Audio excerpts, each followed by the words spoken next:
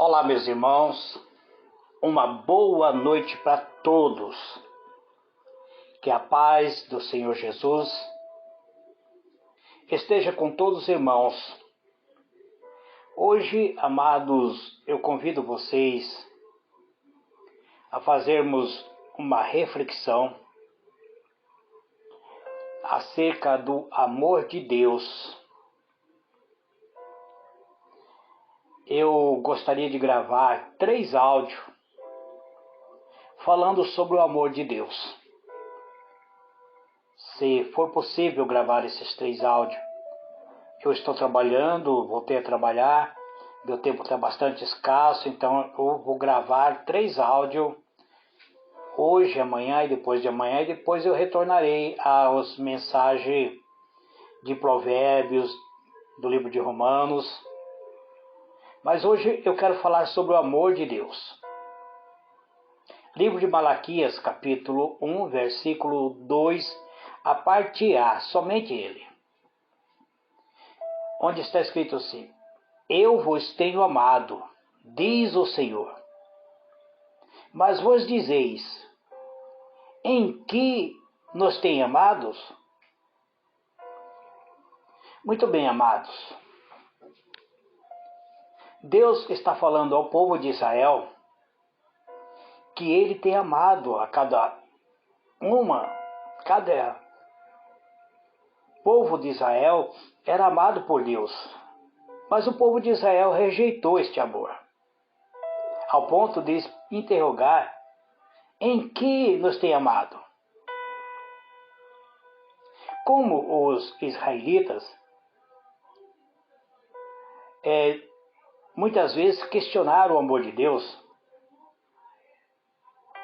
eu penso que nós também, muitas das vezes, quando nós encaramos a questão do amor de Deus com alguma dúvida ou suspeita, muitas vezes nós até questionamos, dizemos assim: se o Senhor me amasse verdadeiramente, então ele teria me respondido aquela oração. Ou ele não teria permitido que tal coisa acontecesse comigo. Alguns de nós podemos pensar, se alguma expectativa pessoais não são preenchidas, então isto pode ter um impacto muito negativo na forma que algumas pessoas veem a Deus a respeito do seu amor.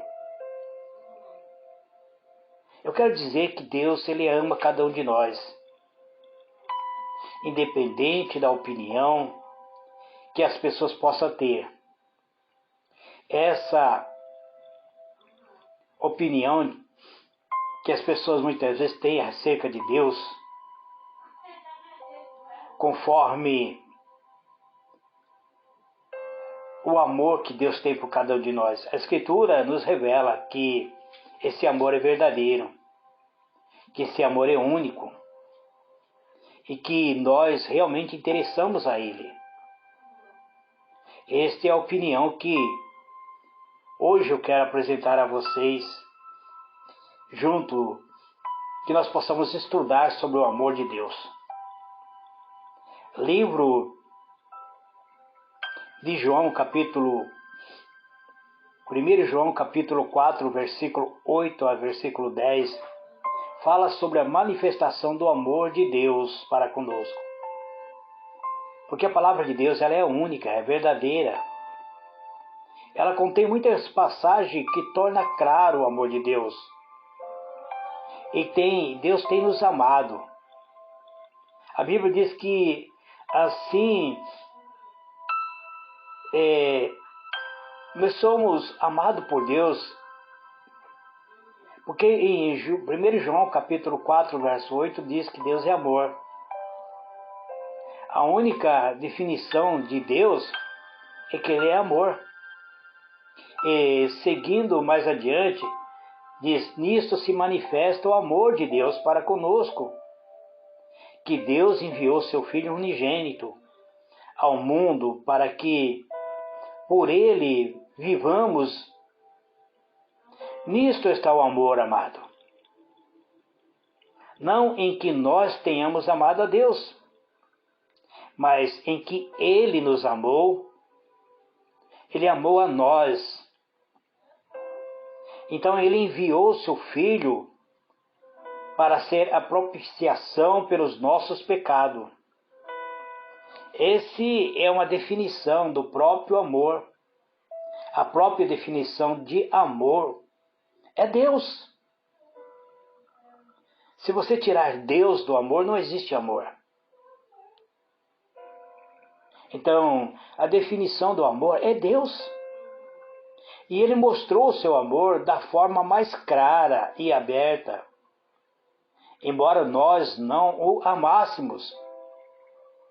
Mas Ele nos amou quando nós ainda estávamos longe dEle, quando nós não queríamos nada com Ele. Ele nos amou. E então Ele envia o seu Filho. Ele deu o seu Filho unigênito para morrer em nosso lugar, para ser a propiciação pelos nossos pecados. Hoje nós podemos ter plena convicção que Ele está conosco, que Ele habita em nós.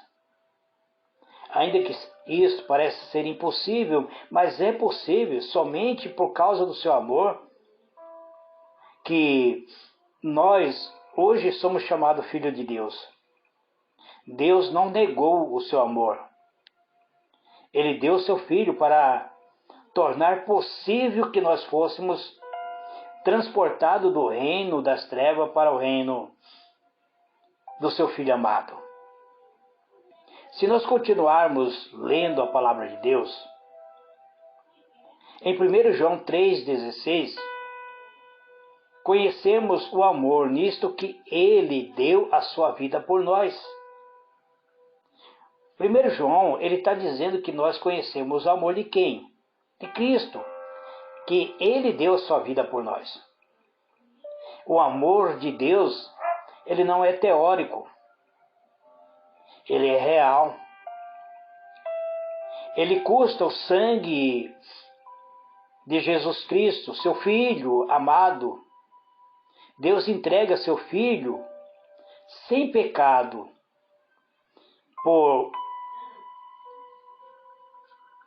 a favor dos pecadores. Deus entrega seu Filho justo a favor dos injustos.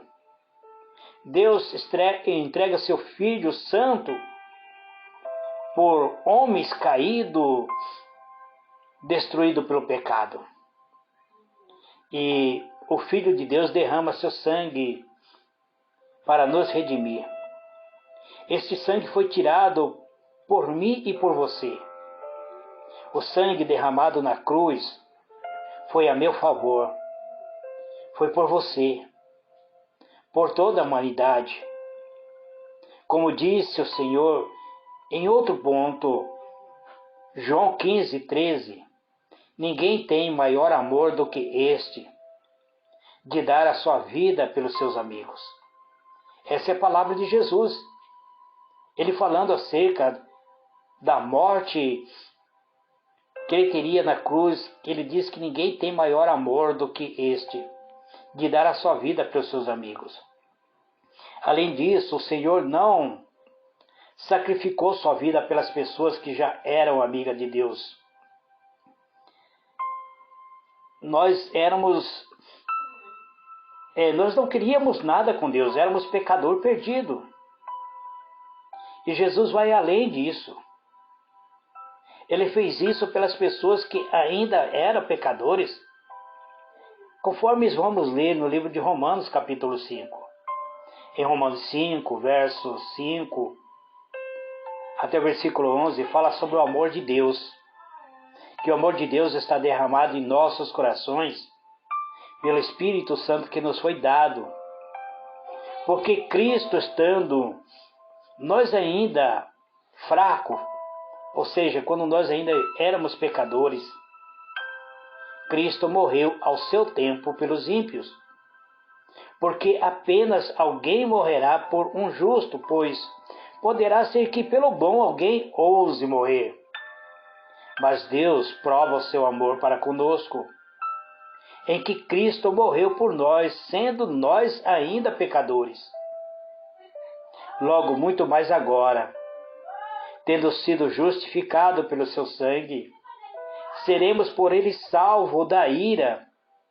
Porque se nós, sendo inimigo, fomos reconciliados com Deus pela morte do seu Filho, muito mais tendo sido já reconciliado, então seremos salvos pela sua vinda. E não somente isto, mas também nos gloriamos em Deus por nosso Senhor Jesus Cristo, pelo qual agora alcançamos a reconciliação. Então, amados, vemos aqui que Deus nos amou muito. Foi muito o amor de Deus, ao ponto de permitir que seu filho morresse. Ele diz que é muito amor morrer por um bom homem, mas só que nós não éramos bons. Nós éramos pecadores. Nós éramos culpados pelo nosso pecado. Então, muito pouco ficaria imaginando como a verdade, como Deus amou assim de tal maneira cada um de nós. Como foi este amor tão necessário. É um amor ao ponto do Filho de Deus morrer pelos pecadores, pelos incrédulos, por todos aqueles que estavam corrompidos. Nós éramos considerados o lixo, os imundos, e Deus morre através de Cristo Jesus por nossos pecados. Isso é exatamente o que Deus fez através do sacrifício de Jesus Cristo.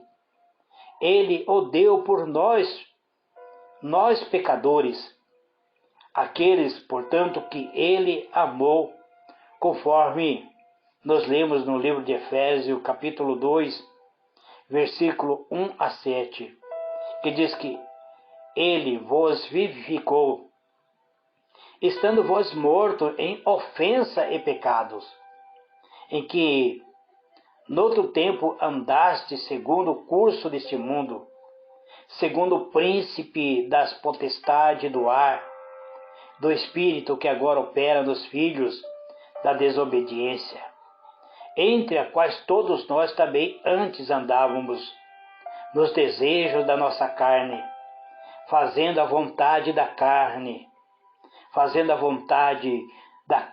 e dos pensamentos, e éramos por natureza filho da ira, e como outros também. Se nós éramos filho da ira, então quem é a ira? A ira é o próprio demônio. Diante de Deus, antes nós éramos considerados como filho do demônio, mas agora Deus, que é riquíssimo em sua misericórdia, pelo seu muito amor com quem nos amou, estando nós ainda mortos em nossas ofensas, ele nos deu vida, juntamente com Cristo. Pela graça sois salvos, e nos ressuscitou juntamente com ele, e nos fez assentar nos lugares celestiais em Cristo Jesus. Então, amados, agora nós somos salvos pela fé. Mas a razão não é o nosso valor ou trabalho, mas sim que Deus nos amou. A razão é que Deus é amor e Ele não pode negar a sua misericórdia para nós.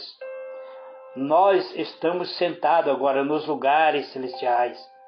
Essa é a razão pela qual nós acreditamos que já estamos com Cristo sentado nas regiões celestiais. Não é o nosso bom caráter ou o valor que nós temos, mas o fato de que Deus nos amou. Nós não mais somos crianças, filho da ira, ou seja, criança de ira, mas somos filho amado por Deus. Esta é a razão por que Deus nos amou.